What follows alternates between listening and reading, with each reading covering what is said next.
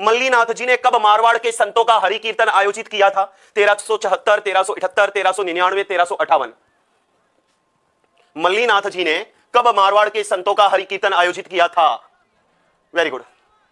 तो सभी को गुड इवनिंग, सभी को राधे राधे, जय श्री कृष्णा दोस्तों। बिल्कुल। तो देखिएगा, मल्लीनाथ जी की बात करें तो मल्लीनाथ जी ने सन 1399 के अंदर मारवाड़ के संतों का हरि कीर्तन आयोजित किया था। ध्यान रखना, मल्लीनाथ जी ने 1399 में ही कुंडा पंथ चलाया था।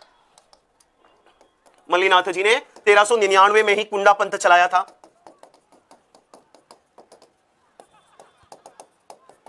मल्लीनाथ जी का मुख्य मंदिर जो है, मल्लीनाथ जी का मुख्य मंदिर तिलवाड़ा बालोतरा में लूणी नदी के किनारे है। तिलवाड़ा और तिलवाड़ा कहां है? बालोतरा। और तिलवाड़ा बालोतरा में लूणी नदी के किनारे है। कौन सी नदी के किनारे है? लूणी नदी के किनारे है। और यहां प्रतिवर्ष जो है, यहां प्रतिवर्ष चैत्र कृष्ण एकादशी से चैत्र शुक्ल एकादशी तक मल्लीनाथ पशु मेले का आयोजन होता है। यह मल्लीनाथ पशु मेला राज्य का सबसे प्राचीन पशु मेला है। मोटा राजा उदय सिंह के समय प्रारंभ हुआ था। इस पशु मेले में मालानी घोड़े, साचोरी बैल, थार पारकर, कांकरेज और राठी नस्ल की गायों का क्रय विक्रय होता है। ध्यान रखना, मल्लीनाथ जी की पत्नी रूपादे या रूपलदे को बरसात की देवी कहते हैं। रूपलदे को बरसात की देवी कहते हैं, जिनका मंदिर मालाजाल गांव बालोतरा में बना हुआ है। इन्हीं रूपादे ने बाबा रामदेव जी के सबसे पहले ब्यावले गाए थे। निम्नलिखित कथनों में से सत्य कथन को पहचानना है। तल्लीनाथ जी का प्रारंभिक नाम विरमदेव था।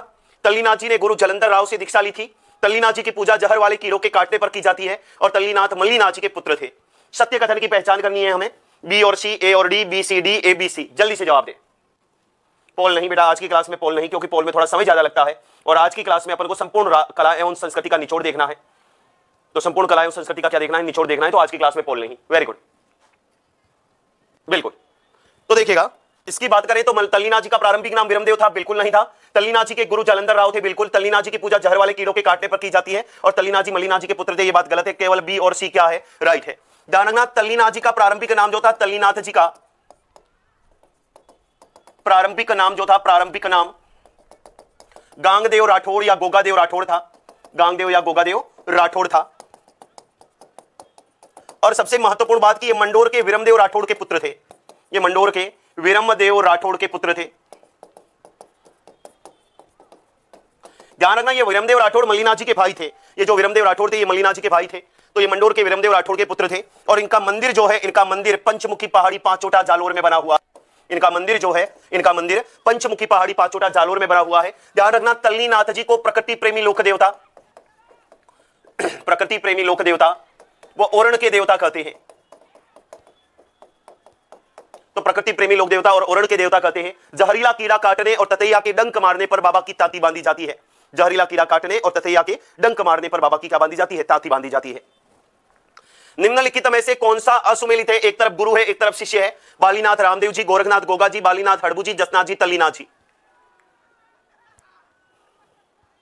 Very good, very good. Radhe Radhe बेटा, सभी को राधे राधे, जय श्री कृष्ण। बिल्कुल। तो असुमेलित कौन सा है? जसनाथ जी, तल्लीनाथ जी, क्योंकि तल्लीनाथ जी के जो गुरु थे, तल्लीनाथ जी के गुरु जालंधर नाथ थे और जसनाथ जी के गुरु जो थे, जसनाथ जी के गुरु गोरखनाथ थे। कौन थे? गोरखनाथ थे। जसनाथ जी की प्रधान पीठ कतरियासर बीकानेर में है। तल्लीनाथ जी का जो मंदिर है पांचोटा जालोर में है। पांचोटा जालोर के अंदर है। रामदेव जी का मुख्य मंदिर रोनिचा या रामदेवरा पोखरण जैसलमेर के अंदर है। गोगा जी का मुख्य समाधि स्थल गोगा मेड़ी नौहर हनुमानगढ़ में है।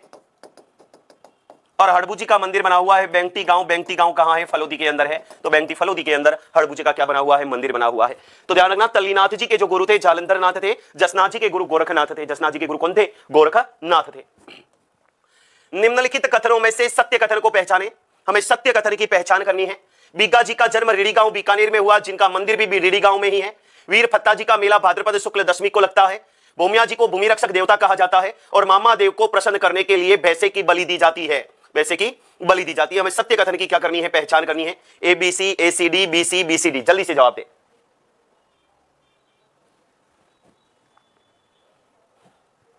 वेरी गुड, वेरी गुड, बिल्कुल। तो तो बीका जी का जन्म रेडी गांव बीकानेर में हुआ, जिनका मंदिर भी रेडी गांव में। वीर फत्ता जी का मेला भाद्रपद शुक्ल दशमी को नहीं भरता है। भूमिया जी को भूमि रक्षक देवता कहते हैं और मामादेव को प्रसन्न करने के लिए भैंसे की बलि दी जाती है। तो ए, सी और डी क्या है, राइट है। ध्यान रखना, वीर फत्ता जी की बात करें तो वीर फत्ता जी का मंदिर जो है, मंदिर है सातू गांव जालोर में, सातू गांव जालोर में बना हुआ है। और इनका जो मेला है, इनका मेला भाद्रपद शुक्ल नवमी फत्ता नवमी को भरता है। भाद्रपद शुक्ल नवमी यानी फत्ता नवमी को भरता है। ध्यान रखना, बीगा जी की बात करें तो बीगा जी ने जीवन भर गौ सेवार्थ गोरक्षार्थ कार्य किए और अंत में राठाली जोहड़ी नामक युद्ध में वीर गति को प्राप्त हुए थे। इनके साथ इनकी बहन हरिया एक बछड़े के साथ सती होती है। हरिया एक बछड़े के साथ सती होती है।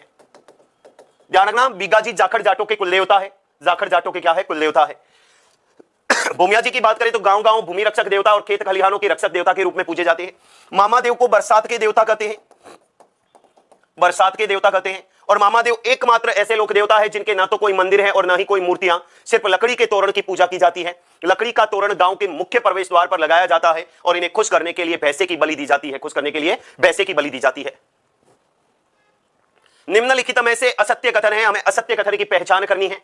हड़बू जी चमत्कारी महापुरुष, वचन सिद्ध और सगुन शास्त्र के ज्ञाता थे। 1536 में जाम्बू जी का देहांत हुआ और इनको तालवा मुकाम के निकट समाधिस्थ किया गया। जयपुर की कजली तीज प्रसिद्ध है और महावीर जी का मेला गंभीर नदी के किनारे लगता है। जल्दी से जवाब दें।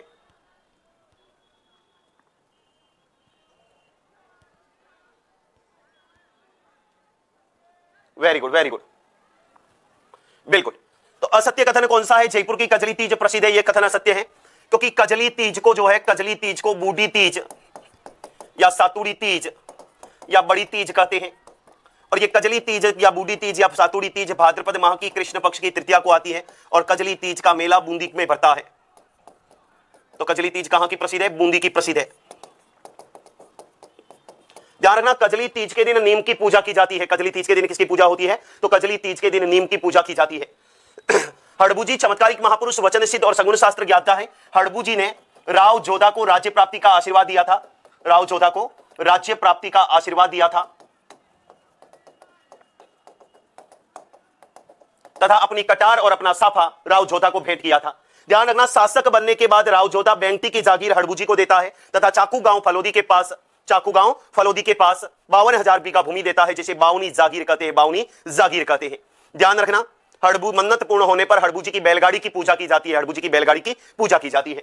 1536 में जाम्बू जी का देहांत हुआ था। कहां पर? लालासर बीकानेर में, कंकेड़ी वृक्ष के नीचे। लेकिन जाम्बू जी का समाधि स्थल जो है मुकाम तालवा नोखा बीकानेर में है, जो विष्णोई संप्रदाय का मुख्य तीर्थ कहलाता है। यहां प्रतिवर्ष फाल्गुन और आश्विन अमावस्या को इनका मेला भरता है। फाल्गुन और आश्विन अमावस्या को इनका मेला भरता है। ध्यान रखना, जाम्बू जी को भगवान विष्णु का अवतार माना जाता है। माता ने इन्हें कृष्ण का अवतार माना था और जाम्बू जी को पर्यावरण वैज्ञानिक कहते हैं। पर्यावरण वैज्ञानिक कहते हैं। महावीर जी का जो मेला है, महावीर जी का मेला चैत्र माह की शुक्ल पक्ष की त्रयोदशी को हिंडौन सिटी करौली में, चांदनगांव महावीर जी हिंडौन सिटी करौली में गंभीर नदी के किनारे पड़ता है। ध्यान रखना, यह राज्य में जैनों का सबसे बड़ा मेला है। यह राज्य में जैनों का सबसे बड़ा मेला है।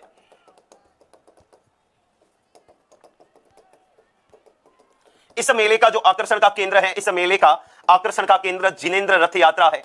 आकर्षण का जो केंद्र है, आकर्षण का केंद्र जिनेंद्र रथ यात्रा है।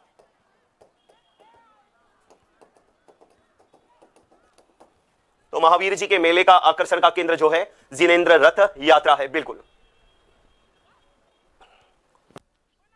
बेटा, जैनों का सबसे बड़ा मेला है, मीणाओं का नहीं। निम्नलिखित में से असत्य कथन है, हमें असत्य कथन की पहचान करनी है।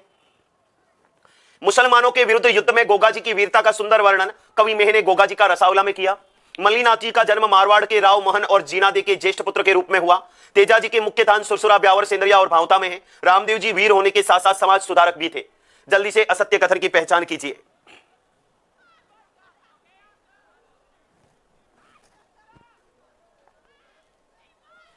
जल्दी से असत्य कथन की पहचान कीजिएगा। इनमें से कौन सा कथन असत्य है? असत्य कथन।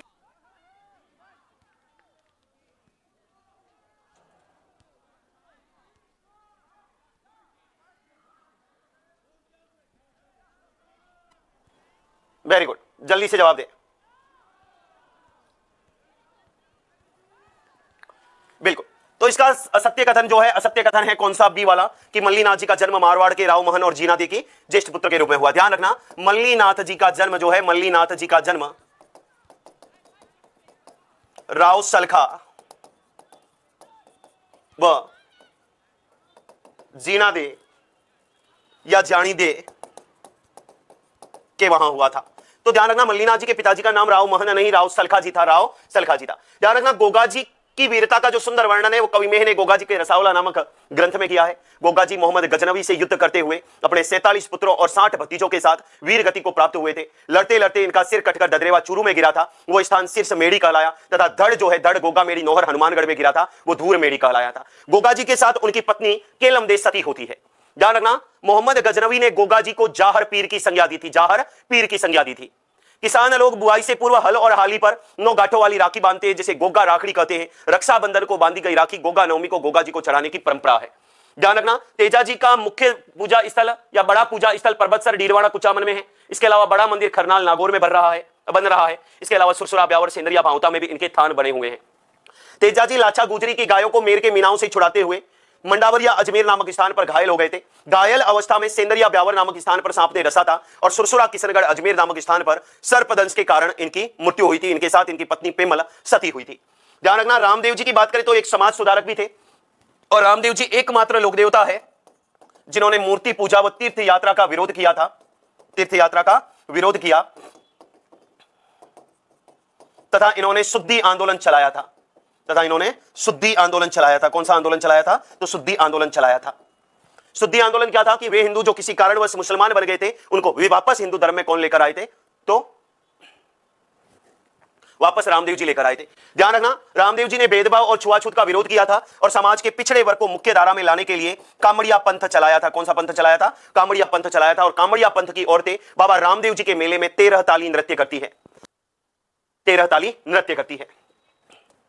निम्नलिखित में से सत्य कथन है, हमें सत्य कथन की पहचान करनी है। संत रामचरण जी ने दांतरा गांव में गुरु जयमलदास जी से दीक्षा ली। चरणदासी संप्रदाय का प्रभाव मुख्यतः मेवात और दिल्ली में है। संत रामचरण ने अपने अनुयायियों को भी गृहस्थ रहने का उपदेश नहीं दिया और गुरु रामानंद के प्रभाव से संत धन्ना जी सगुण उपासक हो गए। हमें सत्य कथन की पहचान करनी है। जल्दी से जवाब दे।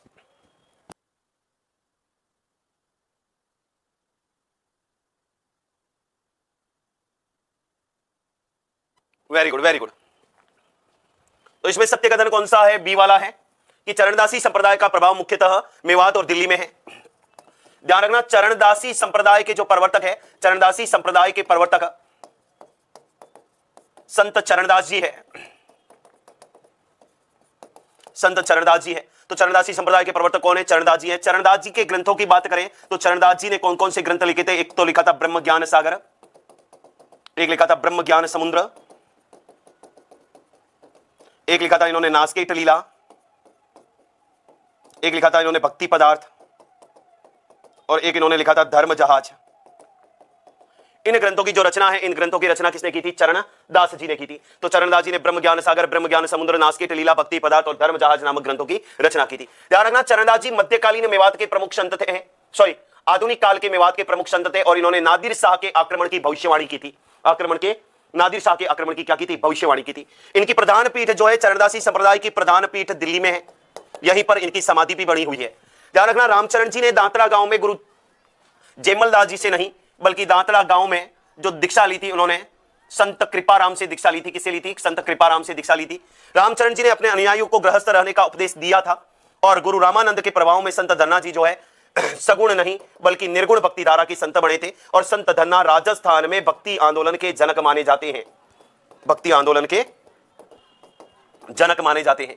तो राजस्थान में भक्ति आंदोलन के जो जनक है, भक्ति आंदोलन के जनक कौन है? संत धन्ना जाट है। बिल्कुल। चरणदास जी की शिष्याओं की बात करें तो शिष्याओं में एक नाम आता है दयाबाई का, एक आता है सहजोबाई का। दयाबाई ने दयाबोध और विनय मलिका नामक ग्रंथ लिखे थे और सहजोबाई ने सहज प्रकाश, 7 वार निर्णय और 16 तिथि निर्णय नामक ग्रंथों की रचना की थी। संत धन्ना और पीपा जी के संबंध में सही कथन है। संत पीपा और धन्ना के बारे में सही कथन है। दोनों रामानंद जी के शिष्य थे। दोनों गृहस्थ रहते हुए भक्ति मार्ग पर चलने के पक्षधर थे। दोनों ने जाति और वर्ग भेद का विरोध किया। 1 और 2 सही, केवल 2 और 3 सही, 1 2 3 सही, केवल 1 और 3 सही। जल्दी से जवाब दे।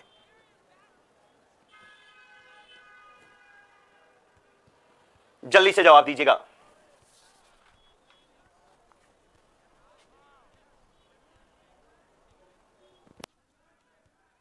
Very good.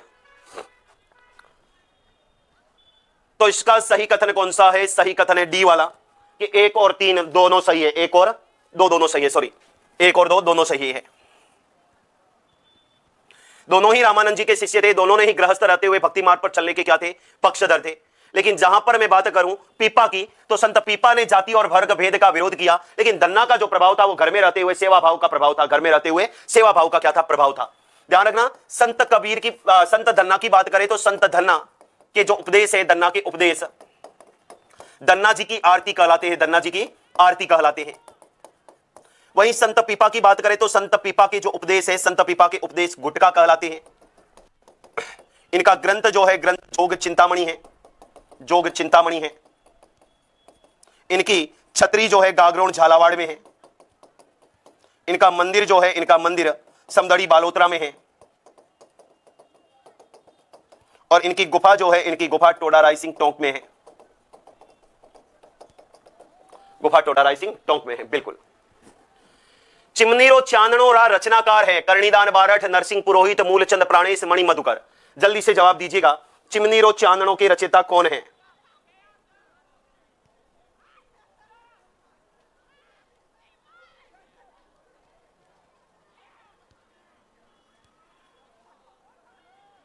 Very good, very good.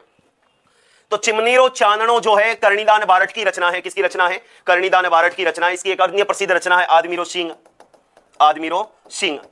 यह भी किनकी रचना है? अपने करणीदान बारठ की। मणि मधुकर की बात करें तो मणि मधुकर ने एक पग फेरो लिखा, एक रस गंधर्व लिखा, एक भरत मुनि के बाद लिखा, एक इन्होंने सोचती गेट लिखा, एक इन्होंने हवा में अकेले लिखा, एक इन्होंने सफेद मेमने नामक ग्रंथ लिखा, एक इनकी रचना है पत्तों की बिरादरी, एक इन्होंने लिखा सरकंडे की सारंगी, सरकंडे की सारंगी, एक इनकी रचना है मेरी स्त्रियां, एक इन्होंने लिखा सुधी सपनों के तीर, सुधी सपनों के तीर। तो ये जो रचनाएं हैं, ये रचनाएं किसकी हैं? मणि मधुकर की है। ये सारों के लिए बेटा, सारों के लिए ग्रेड 3 सारे बच्चों के लिए है, कोई कल्चर चेंज थोड़ी ना होगा। राजस्थानी में सगला सु पहला लिखियोड़ो मनोवैज्ञानिक निबंध है। मणिपा मणिमाल गांव में गांव सुहावणो मोसर बंद Sonaliya ओलखान।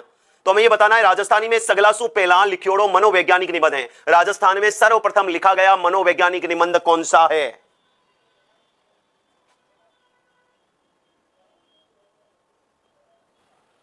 Very good, very good, जल्दी से जवाब दें। तो राजस्थानी में सगलासु पहला लिखा हुआ मनोवैज्ञानिक निबंध है मणिमाल, जिसकी रचना कल्याण सिंह शेखावत ने की है। किसने की है? कल्याण सिंह शेखावत ने की है। तो राजस्थानी में सर्वप्रथम लिखा हुआ मनोवैज्ञानिक निबंध कौन सा है? मणिमाल है, जिसकी रचना कल्याण सिंह शेखावत ने की है, बिल्कुल। जीव दया रास रचना कुणरे लिखियोड़ी है। जीव दया रास रचना कुणरे लिखियोड़ी है। मुरलीधर व्यास, सालीभद्र सूरी, कवि आसगु, महेंद्र सूरी। जल्दी से जवाब दीजिएगा, जीव दया रास किसके लिखी हुई रचना है?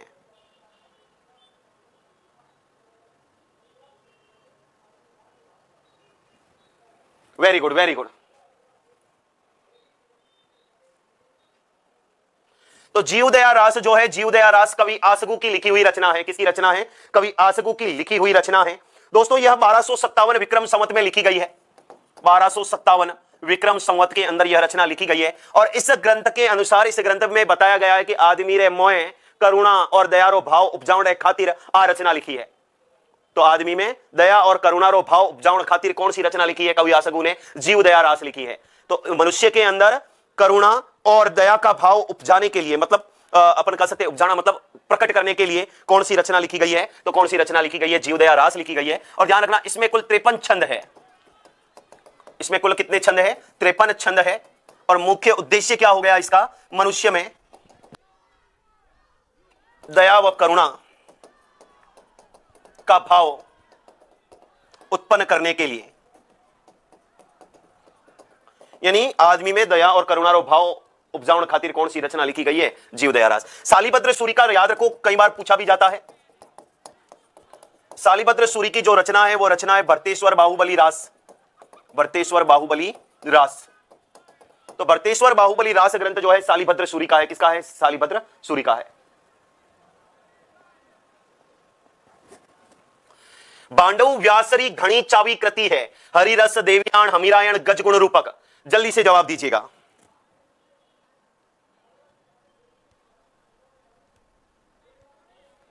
Very good, very good. तो पांडव व्यासरी घणी चावी कृति कौन सी है? हमीरायण है। कौन सी है? हमीरायण है। ध्यान रखना, ये हमीरायण ग्रंथ जो है रणथंभौर के शासक हमीर देव चौहान के ऊपर लिखा गया है। किसके ऊपर लिखा गया है? हमीर देव चौहान के ऊपर लिखा गया है। ध्यान रखना, हरिरस जो है ना ईसरदास बारठ की रचना है। ये ईसरदास बारठ जो है, ये ईसरदास बारठ ने एक ग्रंथ लिखी, हाला झालारी कुंडलिया। हाला झालारी कुंडलिया। और एक ग्रंथ इन्होंने लिखा है हरिरस। कौन सा लिखा है? हरिरस लिखा है। ईसरदास बारठ को लोग परमेश्वर के नाम से भी जानते थे। यह प्रश्न ग्रेड 3 के अंदर पूछा भी हुआ है कि कौन अपने चमत्कारिक व्यक्तित्व के कारण लोगों में परमेश्वर के नाम से, भक्ति भाव के कारण परमेश्वर के नाम से पूजे जाते थे। तो कौन से पूजे जाते थे? अपने जाने जाते थे ईसरदास बारठ। हमीरदान रत्नों की नामी रचना है ग्रंथराज, चेतावनी रो गीत, देसल जीरी वचनिका और बिन्हे रासो। जल्दी से जवाब दीजिए।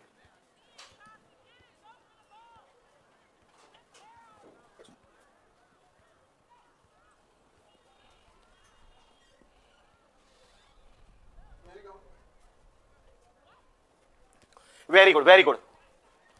तो हमीरदान रत्नों की रचना जो है देसल जी की वचनिका नामक जो ग्रंथ है, देसल जी की वचनिका नामक ग्रंथ किसका है? तो ये अपने हमीरदान रत्नों का है। इसके अलावा अगर अपन बात करें, यहां पर एक आया है बीने रासो। ये बीने रासो नामक ग्रंथ जो है महेश दास का है। किसका है? बीने रासो नामक ग्रंथ जो है महेश दास का है। किसका है? महेश दास का है। चेतावनी रो गीत नामक जो है, आप जानते हो बांकीदास आस्या ने अंग्रेजों के प्रति चेतावनी का क्या है? गीत नामक गाए थे। तो सर्वप्रथम अंग्रेजों के प्रति चेतावनी का गीत गाने वाले कौन है? बांकीदास आसिया है। झालावाड़ खेतरी बोली है काठेड़ी, धावड़ी, सोंदवाड़ी, जगरोती।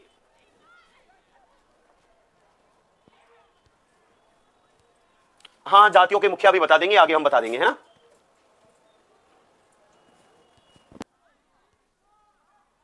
Very good, very good. Jhalawar Khetri बोली कौन सी है? सोंदवाड़ी है। कौन सी है? सोंदवाड़ी। काठेड़ी जो है, काठेड़ी दक्षिणी जयपुर में बोली जाती है। दावड़ी जो है उदयपुर के अंदर बोली जाती है। और जगरोती जो है, जगरोती करौली में बोली जाती है। जगरोती कहां बोली जाती है? करौली में बोली जाती है। तो झालावाड़ खेतरी बोली कौन सी है? सोंदवाड़ी है।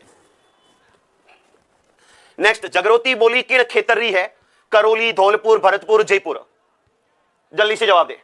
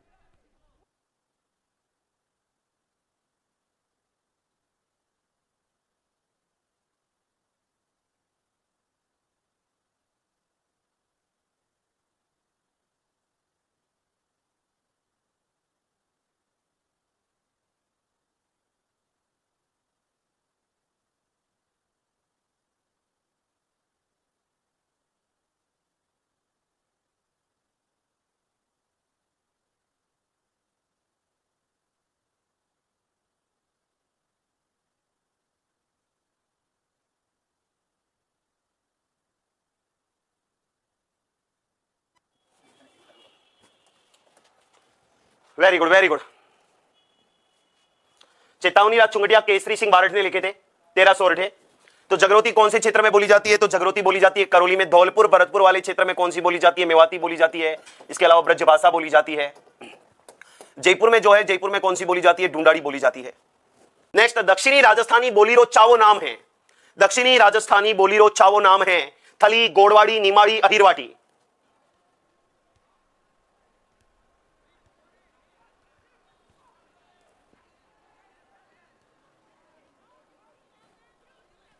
जल्दी से जवाब दे।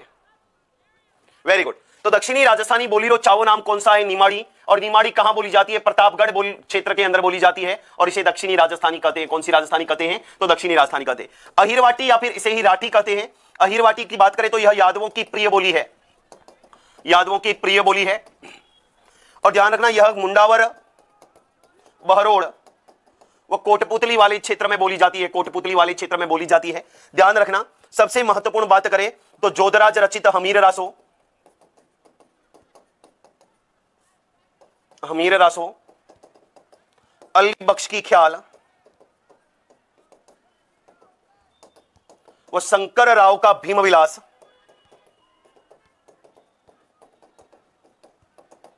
अहिरवाटी के अंदर लिखा हुआ है। किसमें लिखा हुआ है? अहिरवाटी के अंदर लिखा हुआ है। थली जो है दक्षिणी बीकानेर और दक्षिणी पश्चिमी चूरू में बोली जाती है, और गोडवाड़ी जो है जालोर की आहोर से पाली की बाली तहसील तक बोली जाती है। पाली की बाली तहसील तक कौन सी बोली बोली जाती है? गोडवाड़ी बोली जाती है। बिल्कुल।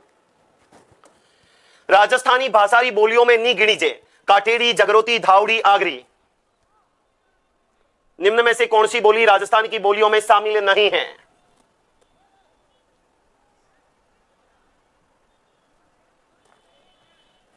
Very good, very good. तो कौन सी नहीं है? आगरी नहीं है। काटेरी में पहले ही बता चुका हूं, दक्षिणी जयपुर के अंदर बोली जाती है। जगरोती जो है करौली के अंदर बोली जाती है, और धावड़ी जो है उदयपुर के अंदर बोली जाती है। मीराबाई की लिखियोड़ी कौन सी रचना नहीं है? गीत गोविंद, टीका, मलार का गोविंद, मीरा की गरीबी, नागदमन। निम्न में से कौन सी रचना मीराबाई की नहीं है? गीत गोविंद, टीका, मलार गोविंद, मीरा की गरीबी, नागदमन। Very good. तो कौन सी रचना मीराबाई की नहीं है? नागदमन नहीं है। कौन सी? नागदमन। मीरा की रचनाओं की बात करें तो मीरा की रचनाएं कौन सी है? तो मीराबाई ने लिखा सत्यभामा रो रूसणो, नरसी मेहतारी हुंडी, नरसी मेहतारी हुंडी, मीरा की गरीबी, मीरा की गरीबी, मलार का गोविंद, रुक्मणी हरण, सॉरी रुक्मणी मंगल, गीत गोविंदरी टीका, राग सोरठा और पदावलिया। ये नागदमन और रुक्मणी हरण जो है, नागदमन और रुक्मणी हरण, ये सायाजी झूला की रचनाएं हैं। किसकी रचनाएं हैं? सायाजी झूला की रचनाएं हैं। ध्यान रखना, नरसिंह मायरो ग्रंथ की जो रचना है, नरसिंह मायरो ग्रंथ की रचना मीरा के निर्देशन में रत्ना खाती ने की थी।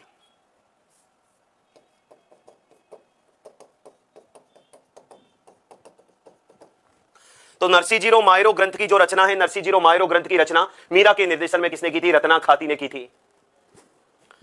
सोडायन काव्य रचनारा सिर्जक है कविया चिमनजी, सूर्यमल मिश्रण, समानबाई, स्वरूपदास। सोडायन काव्य रचना का सर्जन किसने किया? यानी सोडायन काव्य रचना किसकी है? जल्दी से जवाब दें।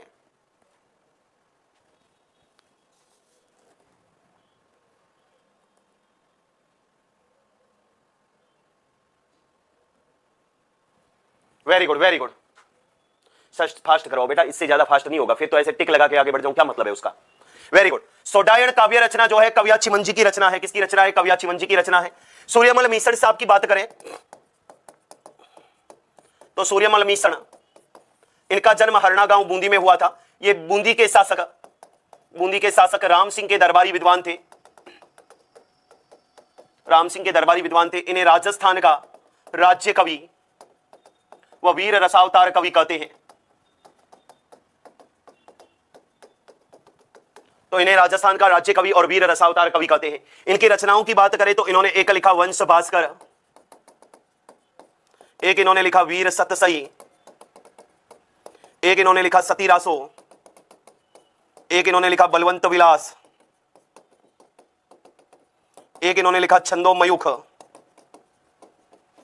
एक इन्होंने लिखा धातु रूपावली,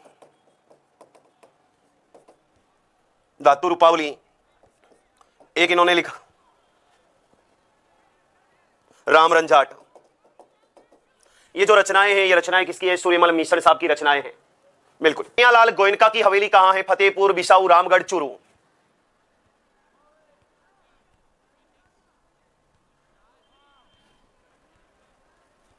तो कन्हैयालाल गोयनका की हवेली कहां है? फतेहपुर सीकर के अंदर है। फतेहपुर सीकर के अंदर है।